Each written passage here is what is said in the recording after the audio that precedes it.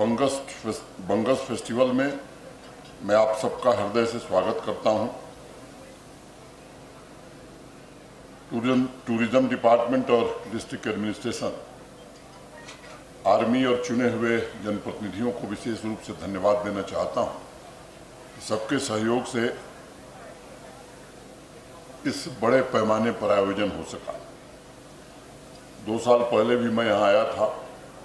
2 साल में जो बदलाव हुआ है मैं उसे महसूस कर सकता हूँ, देख सकता हूँ। मैं देश के दूसरे हिस्सों से आए हुए लोगों का जो जम्मू कश्मीर और बंगस आए हैं उनका हृदय से अभिनंदन करता हूँ, वंदन करता हूँ। स्थानीय नागरिकों का भी स्वागत करता हूँ।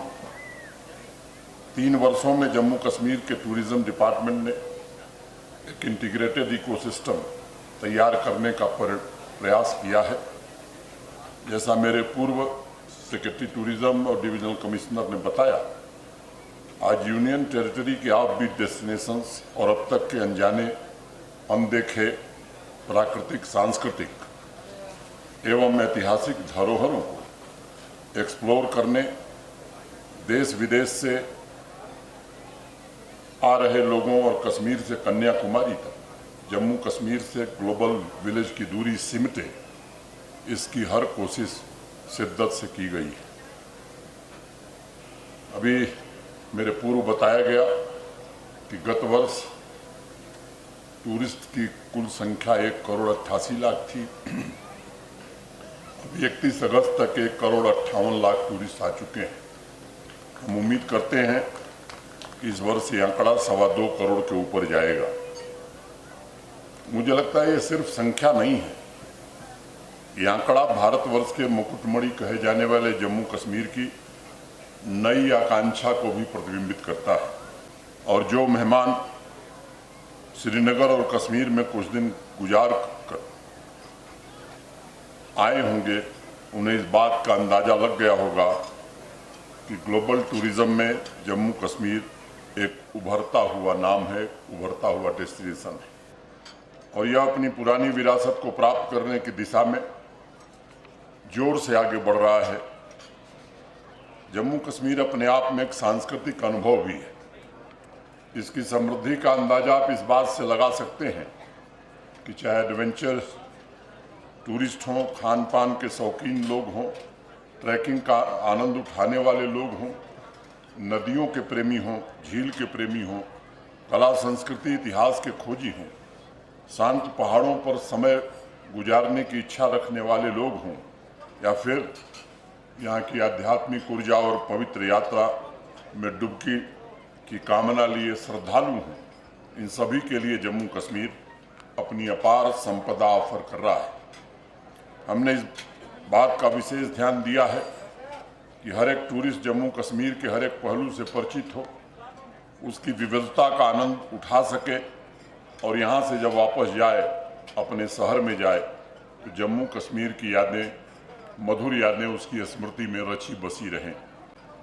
जम्मू कश्मीर आने वाला हर एक मेहमान हमारा ब्रांड एम्बेसडर है और ये बात हम सबको ध्यान में रखनी चाहिए। मैं स्वयं देख रहा हूँ कि यहाँ एक बार आने वाले लोग वापस अपने राज्य या शहर जाकर लोगों को स्वयं प्रोत्साहित कर रहे हैं। इस दर्शनीय यूनियन टेरिटरी की यात्रा लोग करें, उनके पड़ोसी करें, उनके मित्र करें, उनके संबंधी करें, इसका प्रयत्न कर रहे हैं। मैं उन सभी मेहमानों का भी आभार व्यक्त करना चाहता हूं और उनको भरोसा देना चाहता हूं कि आपकी जो रिकमेंडेशंस हैं उसे आदेश मानकर आने वाले दिनों में हम सभी मेहमानों के अनुभव और उनके प्रवास को सुखद बनाने का हर संभव प्रयत्न करेंगे। टूरिज्म सेक्टर में परिवर्तनकारी कार्यों में ट्रैवलिंग की इस भावना को आधार बनाना, ये जम्मू कश्मीर टूरिज्म डिपार्टमेंट की जिम्मेदारी है। 3 साल पहले जम्मू कश्मीर का जो हमने कार्यभार संभाला था, हमारे सामने अनेक चुनौतियां थी। अर्थव्यवस्था के इस महत्वपूर्ण हिस्से को कैसे पुनर्जीवित किया जाए, रिवाइव किया जाए, हमारे अधिकारियों ने इस पर सुनियोजित तरीके से काम किया। कोविड की चुनौतियों के बावजूद बुनियादी सुविधाएं, ऑफबीट डेस्टिनेशंस, ऐतिहासिक लोकेशंस की विविधता को देश भर में रोड शो के माध्यम से, जागरूकता अभियान के माध्यम से पहुंचाने की कोशिश की गई। यहाँ आतंकवाद और अलगाववाद का जो इकोसिस्टम बनता था, उसकी वजह से लोगों के मन में जम्मू कश्मीर की एक अलग छवि बन गई। और एक बात मैं फिर जोर दे करके कहना चाहता हूँ, विकास तभी हो सकता है जब शांति हो। शांति के बिना न टूरिज्म हो सकता है, न विकास हो सकता है। ये बात सबको अपने जहन में बैठा लेनी चाहिए। और शांति स्थापित करना केवल फोर्सेस और पुलिस प्रशासन का काम नहीं है, ये आम आदमी की भी जिम्मेदारी है, आवाम की भी जिम्मेदारी है कि अमन चैन और शांति कायम रहे। और ही महीने में 3 वर्ष पहले टूरिज्म डिपार्टमेंट का मैं रिव्यू कर रहा था, तारीख भी मुझे याद है 13 सितंबर 2020। मैंने आग्रह किया था, आतंकवाद और अलगाववाद जहां घरों को, समाज को बर्बाद करते हैं, वहीं टूरिज्म समाज को, परिवारों को आबाद करता है, समाज एवं राष्ट्र दोनों को संपन्न भी बनाता है। और उस बैठक में एक बात मैंने कही थी कि हमारे पास जम्मू तथा कश्मीर डिवीज़न को मिलाकर हर मौसम के लिए इतने टूरिस्ट डेस्टिनेशन हैं और हमें उन स्थानों को प्रमोट करने की हर संभव कोशिश करनी चाहिए, ताकि जम्मू कश्मीर में देश ही नहीं बल्कि दुनिया के लोग आ सकें और विश्व का एक प्रमुख टूरिस्ट स्पॉट जम्मू कश्मीर ही जाना जाए। मुझे प्रसन्नता है कि इन प्रयासों में प्रशासन को काफ़ी हद तक सफलता मिली है। एक दूसरी बात का भी मैं आग्रह करना चाहूँगा, खासतौर से जो हमारे सहयोगी हैं उनसे मैं निवेदन करना चाहता हूँ। एक बात समझ लीजिए, इंफ्रास्ट्रक्चर विकसित करना ये शासन और प्रशासन की जिम्मेदारी है, लेकिन जहाँ सरकारी सुविधाएं बनाई जाएंगी टूरिज्म की, यकीन मानिए न वहाँ टूरिज्म कभी बढ़ा है ना आगे बढ़ेगा। जब तक प्राइवेट सेक्टर नहीं आएगा, देश या दुनिया में कहीं भी उठा करके देख लीजिए, इस माइंडसेट से अब बाहर निकलने की जरूरत है। ढेर सारी टूरिज्म की प्रॉपर्टी हमने बनाई है अनेक स्थानों पर, और उसका नतीजा क्या है मुझे बताने की जरूरत नहीं है। और यहाँ की आवाम से भी मैं निवेदन करना चाहता हूँ, उस मानसिकता से अब बाहर आने की जरूरत है। यहाँ के स्थानीय युवा हैं, यहाँ के स्थानीय लोग हैं, वो आगे आवें, वो खुद फैसिलिटी डेवलप करें। और अधिकारियों से मैं निवेदन करूँगा कि रोड़ा अटकाने का काम बंद करिए, उनकी सहायता करिए, उनकी मदद करिए कि जल्दी से जल्दी कैसे इस काम को कराया जा सकता है। अब रूल्स ऑफ द रोड में एक बात कही गई है कि सड़क पर बाएं से चलिए। अब बाएं ट्रक खड़ा होता है तो कोई बाएं से नहीं जाता है, थोड़ा रास्ता बदल के जाता है। तो कानून की व्याख्या लोगों के हित में होनी चाहिए। शब्दशः जो व्याख्या करके काम को रोकते हैं, मैं समझता हूँ सबसे बड़ा अपराध करते हैं। कानून इसलिए बना है, संविधान इसलिए बना है कि आम आदमी की जिंदगी बेहतर हो सके। आप सरकारी अफसर इसलिए हैं कि आम आदमी की जिंदगी में कुछ बेहतरी ला सके। मेरा सबसे विनम्रतापूर्वक निवेदन है, इस बात को बराबर ध्यान में रखिएगा, ये मेरा निवेदन है। जम्मू कश्मीर की अर्थव्यवस्था के इस महत्वपूर्ण सेक्टर के लिए ब्लू ओशियन स्ट्रेटजी को जम्मू कश्मीर प्रशासन ने अपनाया है, क्योंकि हम जानते हैं कि जम्मू कश्मीर जिस कैटेगरी में, जिस विविधता के साथ टूरिज्म को आकर्षित कर रहा है, उसका मुकाबला कोई दूसरा नहीं कर सकेगा। We completely transformed the tourism industry and positioned Jammu Kashmir as the most promising, most sought after destination in the world, which could also become engine of growth for this beautiful union territory. Our aim was to attract greater share of tourists and provide them offbeat destinations which are yet to be explored, but has the potential to offer lifetime experience to travelers, explorers and art lovers. और ये सच्चाई है कि आज बंगा जैसे खूबसूरत दर्शनीय स्थल न सिर्फ हिंदुस्तान के टूरिज्म मैप पर बल्कि दुनिया के टूरिज्म मैप पर अपनी जगह बनाने में सफल हों, इसकी हर कोशिश प्रशासन करेगा, ताकि यहाँ की लोकल इकानमी को एक नया जीवन मिले, यहाँ के स्थानीय लोगों के घर में समृद्धि आवे, यहाँ के युवाओं, यूथ बहनों को रोजगार के नए अवसर मिले।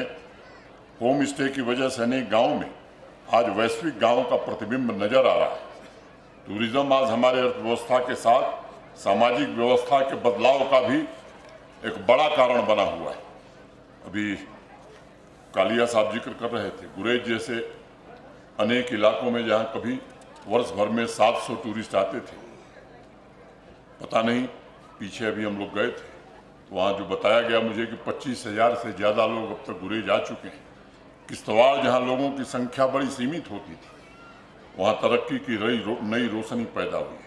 हजारों लाखों सैलानी आज ऐसे स्थानों पर पहुँच रहे हैं जहाँ हम कल्पना नहीं कर सकते थे। और G20 की सफल बैठक के आयोजन के पश्चात विदेशी पर्यटकों की संख्या में भी भारी इजाफा हुआ है। पिछले वर्ष से अगर मैं तुलना करता हूं तो इस वर्ष 350% ज़्यादा विदेशी पर्यटकों की संख्या बढ़ी है।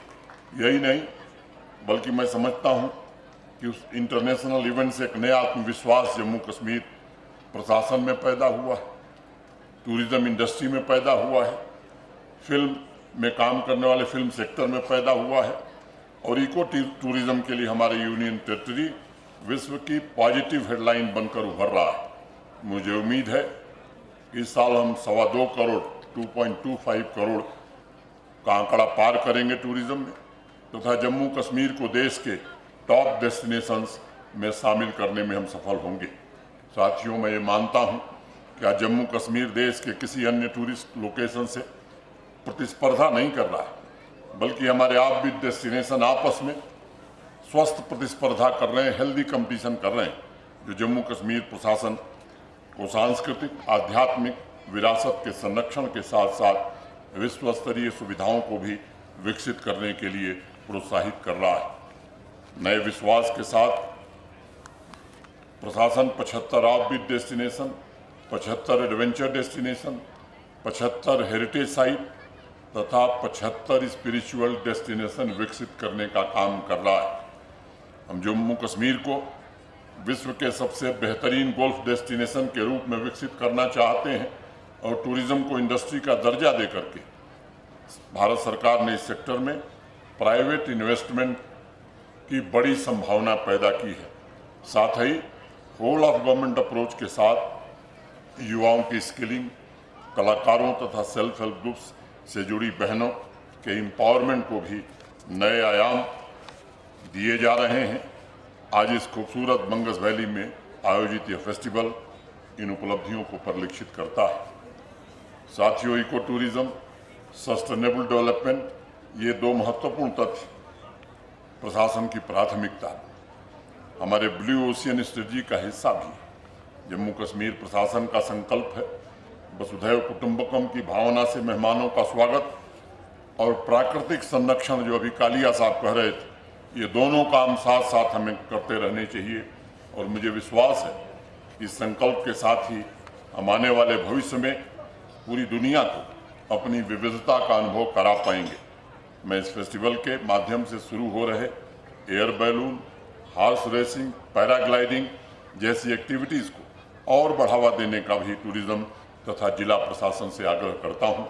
आप सभी को इस फेस्टिवल की मुबारकबाद देता हूं और अपने मेहमानों का फिर से अभिनंदन करता हूं। मुझे उम्मीद है कि आप सभी दोबारा जम्मू कश्मीर घूमने आएंगे और लोगों को भी इस बात का आग्रह करेंगे कि देश के मुकुटमणि की यात्रा आपके साथी, आपके मित्र, आपके संबंधी जरूर करें।